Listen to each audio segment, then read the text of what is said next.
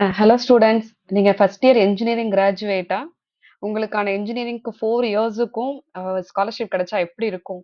அந்த மாதிரியான ஒரு யூஸ்ஃபுல்லான ஸ்காலர்ஷிப் பத்தின டீட்டெயில் தான் இந்த வீடியோல நான் ஷேர் பண்ண போறேன். ஸோ மறக்காம இந்த வீடியோவ சேவ் பண்ணி வச்சுக்கோங்க.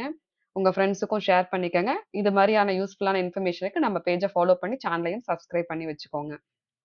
IDFC first bank engineering scholarship 2025 to 29க்கானது வந்து ஓப்பன் பண்ணியிருக்காங்க. இதுக்கு அப்ளை பண்றதுக்கு லாஸ்ட் டேட்டு செப்டம்பர் 30. ஸோ யாரெல்லாம் எலிஜிபிளோ அவங்கெல்லாம் மறக்காம இந்த டேட்டுக்குள்ள அப்ளை பண்ணிக்கோங்க. எலிஜிபிலிட்டி ஃபார் திஸ் ஸ்காலர்ஷிப் அப்படின்னா இது வந்து ஒன்லி ஃபார் இன்ஜினியரிங் கிராஜுவேட்ஸுக்கு தான், மற்ற டிகிரிக்கு கிடையாது.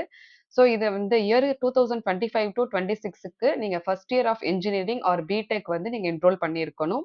உங்களோட ஃபேமிலி இன்கம் 6 லட்சத்துக்கு மேல ஒரு இயருக்கு வந்து இருக்கக்கூடாது.